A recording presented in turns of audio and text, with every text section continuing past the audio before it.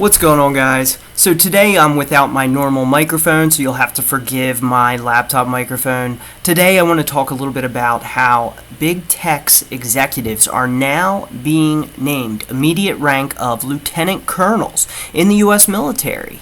That's right, people from Meta. That's right, your Facebook provider is now going to put its executives as lieutenant colonels, complete with Army fatigues, as well as some from Palantir as well. Surprise, surprise there, right? And then it looks like we're also going to see OpenAI, who is also, of course, getting contracts with the military now. Whereas in the past, they had a rule against this kind of technology involvement. Now, it does look like this is something that is unprecedented in that they are getting a rank that normally takes about 2 decades of risking your life to achieve. So that's right, we have middle-aged tech bros being sworn in this picture right here. And with everything going on in the world, I don't know, it's not that surprising to me. And we've even seen that Snopes has confirmed this, so it is in fact a real story. That's right, big tech executives are now going to be high-ranking officers in the US military. Does it get more dystopian than this? And one of them actually wrote an article here. This is one of the people that has been sworn in as a lieutenant colonel in the Army. And this person had claimed in this writing that we are in an undeclared state of emergency. For anyone who's familiar, a state of emergency is something that gives you emergency power, something that can allow you to suspend everything from rights to the Constitution. It's pretty concerning in my eyes, and with all of these B2s dropping things and all of the other problems that we're seeing going on in the world today, it's not looking so good. So we see that OpenAI actually deleted their military contracting ban in 2024 without any kind of explanation or announcement. So, as we see, things are coming together for our beautiful utopia of a dystopian oligarchy is what it looks like when you have the military, and they're going to be doing advising. According to this article and others, they are going to be in an advisement role in the U.S. Army Reserves as lieutenant colonels. As mentioned, takes usually 2 decades to achieve this rank. The people usually have to risk their life for that 2-decade period, but instead, these guys have only risked carpal tunnel, from what I understand at least. Now, of course, I'm sure they've done a lot of hard work for their companies, but I don't know how I feel about that. Now, I am not a veteran, so I can't really say firsthand, but if you're a veteran, let me know how you feel about this. I really would love to hear your thoughts in the comments. Is this insulting to you that they are getting the rank of lieutenant colonel, or is this just another normal thing? Am I just that unfamiliar with things? So as we go down through this article, it's about service, of course. There we have it. The thrill of being a lieutenant colonel overnight.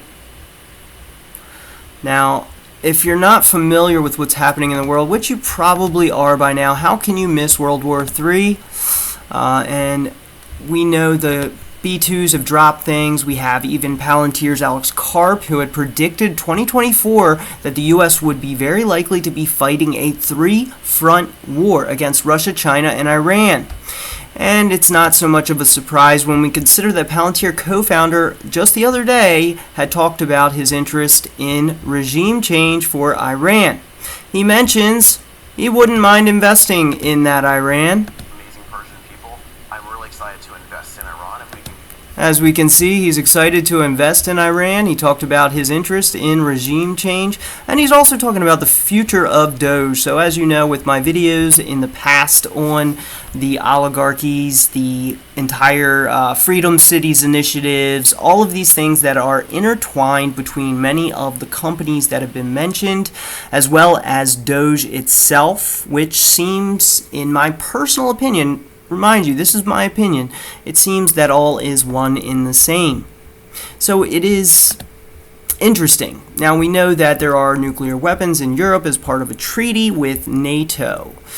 Add to that, we can see that Russia had a warning that went out before the strikes happened over in Iran, and as well as working together. They were talking about how Pakistan could even promise a tit for tat if Israel used a nuclear weapon on Iran. Iran has said that Pakistan assured them they would return that to them. So things are getting pretty heated, and I just want to do this little video. I'm kind of in a complicated situation right now, so it's not as easy for me to record at the moment, but I am doing my best to try and just share some things that had concerned me about big tech executives being part of the U.S. military as high-ranking officers overnight. So, as we know, the current administration tore up the Iran nuclear deal, which has been rumored to have been a request from certain donors who have an interest in the Middle East. Add to that, even Russia has mentioned that there are nations that are interested in supplying Iran with nuclear warheads. So has these strikes actually done anything positive, or have they only increased the tensions and allowed the world to be more likely to enter a nuclear conflict? I'm not so convinced that these strikes were a good thing for anyone. And I mean anyone. I'm talking about every country. I don't think they were good for Israel.